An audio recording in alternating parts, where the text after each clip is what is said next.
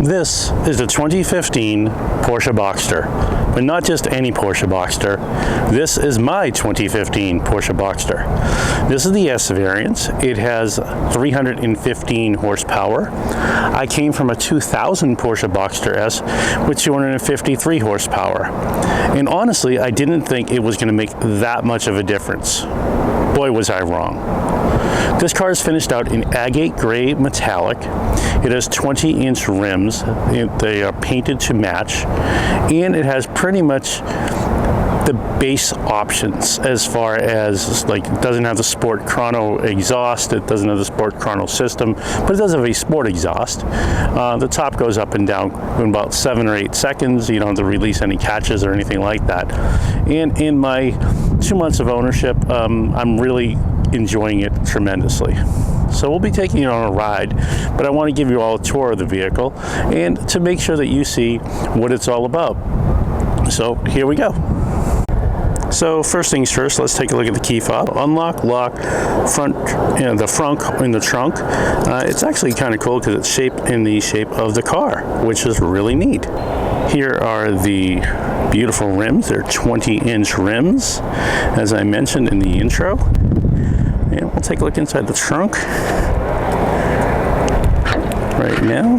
So look at the size of this trunk, folks. This is pretty huge. And what's cool about it is this is 18 inches and it just about fits perfectly. So this is my tripod, and you can see you can pretty much set a whole set of golf clubs in there. And I love the integrated spoiler. Makes the car look really aggressive. Now looking inside the frunk.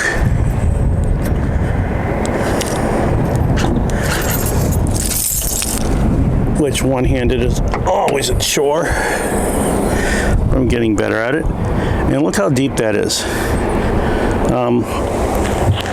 That's easily 18 inches deep. Has the little trunk release in case someone gets caught in there. I don't know why that would ever happen. And a few little filler options in here as well. Just for those of you who don't know, when you are closing a Porsche trunk or a frunk, just press on it until you hear the click. And that will resolve any issues that you might have with bending the hood and slamming, so don't slam it. Right here are the windshield washers for the lights, and they are the xenon headlights, and they move left and right with the car.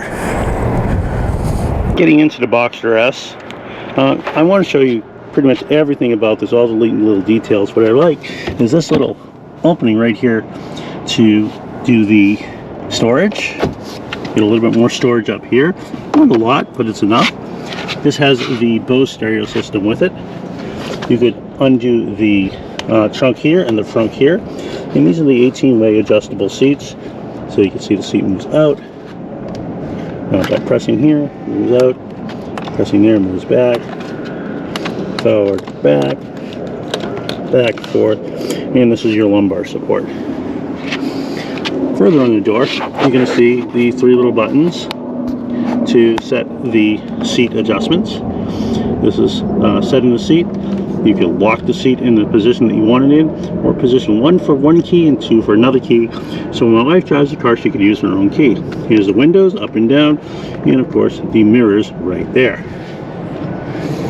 As we get into the car, you'll see that it has a full carbon fiber exposed package here, and it goes all the way across the car. Starting here, underneath. Starting here is the emergency brake. These are your lights, and this is the key fob that comes with the car, and starts right up. Car starts right up, and right up underneath here you can see an adjustment to move the steering wheel back, forward, up, or down. I like it right in that position. Turning the wheel straight. On the 2015s, the PDK transmission, you shift up here and down and back. And that's for both sides, up here and down and back. When I first test drove this car, I did not realize that, and I kept downshifting. So it's up, down, up, down. So I had to get used to that. Here's your phone button over here, the volume over here. This is your special little diamond. You can select whatever you want to go there. This is your back button for the center console. And this little scrolly button here, you'll see it right ahead, cycle through all of the systems. This will allow me to cycle through all of the systems on the car. And you'll see ride time, distance. Today I'm only getting 23 miles per gallon. The other day I was getting close to 30. And there is the map, the phone. Doesn't say my phone number, which is good. The station I'm listening to, and the vehicle information. That's the screen I leave everything on. But if you just hit the back button, if you actually press down on this button right here, you could go through all of your presets. Hit the back button, goes to the main screen. Come down here to Verizon, and then this is your map button. Over here is your tachometer with the gear selectors right there, P, R, N, D, and M, and we'll show you that in a second. And the speedometer over here, but the MPH also rings true straight ahead, so you can see that at any given time. This car has 59,000 miles on it right now. Over here is the infotainment system, which I'll be honest with you, I'm not in love with. It's not terrible by any stretch of imagination. It has the tuner, it has the media, and you can select different radios. It has a CD right here, which I would never use because I don't have CDs anymore. I just use Amazon streaming service. Your auxiliary plug, which is located in this glove box right here. And you can see the aux plug there, the charging port, and also a power outlet. There's also another power outlet right here in the center console. Back in there, that's what I use to charge up the car and keep it plugged in the winter time. I'll put it in the gear for now. I'm not going to move anywhere, but this is more media information. And then if you want your Navi, confirm. It's very, and you can enter a different address of wherever you're going to, previous destinations, etc. And then you could hit your back button over here, hit the Navi, and you go up and down. And then you hit your map, and it shows you exactly where you're located in the world, which is kind of nice. Down here you have your source button, and you could also do it from there, so either here or here. Your sound button, that'll give you bass, treble, balance, fader, surround sound, Bluetooth, etc. Here's your info screen, what music you're listening to. I'm listening to Back in Black right now. Hit your back button. Here's your options. This shows you different versions that are going on, and car. This tells you all the information of your car. The time it is, the date, the temperature, how far it is to where you're going. This next screen right here is your consumption, 36 miles per hour, 23.8 miles to a gallon. And this is your travel time, 6 hours and 11 minutes, but that's a combination of a couple of days trips. And I'd like to reset it, and of course your compass. So it's really very well optioned. Down here, seat warmers and a seat cooler. So it's got ventilated seats, climate controls in the car, and all of your typical climate controls. And here's your fan up and down, car back in park. Down here, we have sport mode, traction control, your spoiler up, and your auto engine off, auto engine on. I always keep mine off because I think it's a complete waste of time. And this is your convertible top, up and down, or down and up, which is kind of backwards. So if you take a look right here, we're going to pull up on this, and the windows come down. In about 2 seconds here, you'll see how fast this locks into place automatically, and that took less than 7 seconds. And it does it automatically as well. So when it's going up and down, it's very quick, and you can do this up to 30 miles an hour, which is kind of a neat touch. Other than that, that is the interior of the vehicle. It also has the storage over here, like I said, the Bose system, your huge glove box, and here are the notorious cup holders. Came into my fleet in January of 2022, and it's been in a garage ever since. This past weekend, I did get an opportunity to take it out for a little ride and see what it had, and I was very, very impressed. Coming from a 2000 Porsche Boxster S, it certainly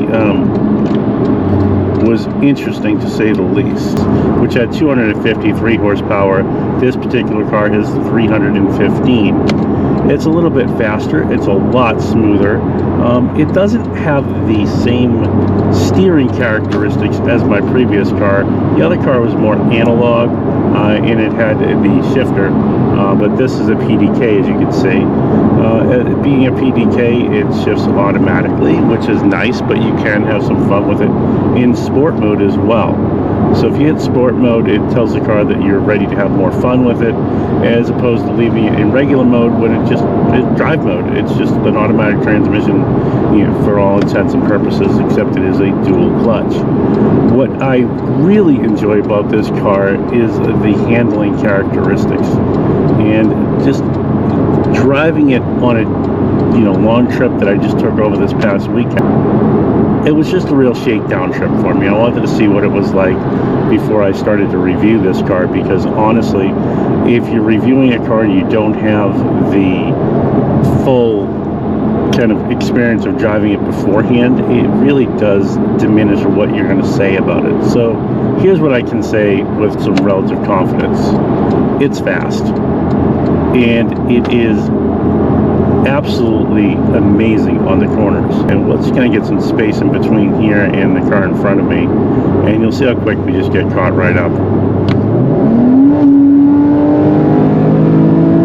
That's like a gut punch. It just absolutely shreds whatever road is in front of you. It really allows you to have some fun with the car and not feel that you're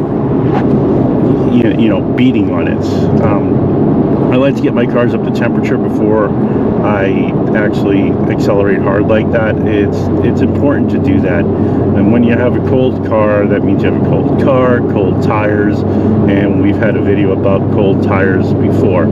Cold tires, leaving a car show, probably the #1 cause of people spinning out at car shows. Along with the fact that some people have more money than brains, and they figure, oh, well, I have a car that has 700 horsepower, in this case 315, and I'm just going to launch out here. Not only is it unsafe, it's stupid. Make sure your car is warm before you leave the car show, and do not speed out of the car show like an idiot, because invariably you're going to embarrass yourself. And that's kind of sad to say. We've seen a lot of that on YouTube. You see a lot of that pretty much anywhere you go. Now, you may ask, well, why, Eric, do you drive Porsches? Why is a Porsche your car? Well, it's a great entry-level car. The Porsche Boxster, if you were to look for, let's just say, anything from a 1999, 1997, 1999, 2000, 2006, you're looking at under $20,000, and that's a nice entry point for a fun car for the weekend. So let's just show you what the car can do on corners. We're going to do a nice big rotary here, and it's a lot of fun as far as the handling goes, and there's no understeer, there's no oversteer. The car is perfectly balanced. We'll pop on the highway right here.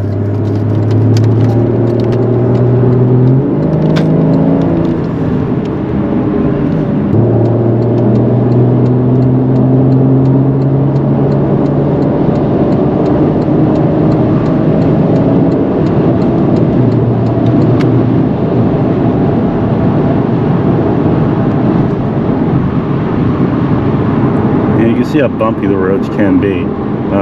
Even though the GoPro is secured quite properly, it's just, these roads are terrible, and that's the only real negative about living in New England, is when you are living up here, you have to deal with these abysmal road conditions that we have, especially after a long winter that we had. Potholes and expansion joints, and you can see how they're just not fun. But shouldn't be complaining. That's really a first world problem.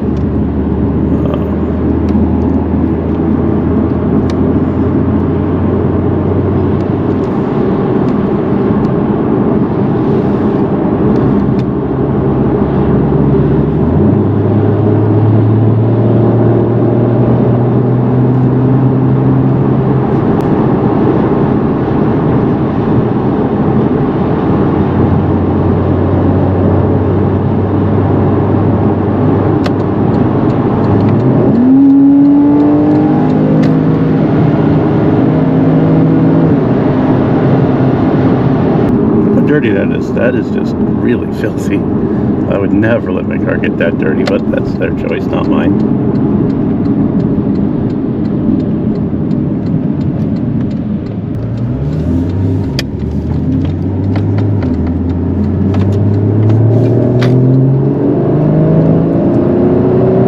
What I love about this car is the ability for it to handle as well as it does.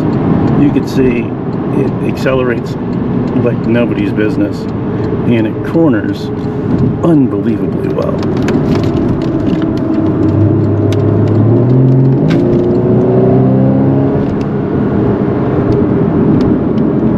Whether or not to buy a Porsche Boxster, that we already discussed. But should you buy the base model or should you buy the S? And it really depends on you. Depends on your budget. Depends on what you're looking for. Are you looking for performance, your handling, whatnot? Every one of them handle pretty much the same. You know, the 986 model, the 987 model, the 981 model like this one. They all handle very well. So you're not going to find a huge discernible difference until you get to the GTS model where you can lower it by 20 millimeters, etc. But it's not going to be a huge difference unless you're doing coilovers and changing stuff with the suspension. Where you will get some bang for your buck is if you buy the S model, you're just getting more power. It's not outrageous power, although in this car, I've said it before to my friends, and I'll say it here, is that there is a huge difference from the 986 to the 981 as far as the power ratio. My old 986, I didn't feel like I'd get in trouble. With this car, I feel like I'm going to get pulled over, and it's fast pretty much all the time, which is a good thing. It's very responsive. If you're looking at the budget-friendly car for a Porsche, don't buy a cheap Porsche. There's nothing more expensive in this world than an inexpensive Porsche, because the Porsche tax, my friends, is real. You're looking at thousands of dollars to repair these cars. They are not cheap, even the older ones. I do recall that's part of the reason why I got rid of my 986, because it was going to need some work. You know, brakes and tires and whatnot. And tires on these cars are about $250, $300 a piece. So you put 4 new sets of tires on it, you're not going to want to be out there burning rubber and, you know, beating the crap out of your car. Brakes, you know, you have to change the brakes and the rotors. Don't just change the rotors. Don't just change the pads. Make sure you change those rotors. But the price of admission, the cachet of driving a Porsche. 986, 987, 981. These are all good cars. And it really depends on what you want to pay. And again, you could get into it for as cheap as you want to, just keeping in mind the Porsche tax, and you know, repairs on these cars are very expensive. But honestly and truly, they are wonderful cars. You can't beat them with a stick as far as how they handle and how they feel and how they sound. There's nothing that I would change about my previous ownership experience, and nothing I'm going to change about this ownership experience.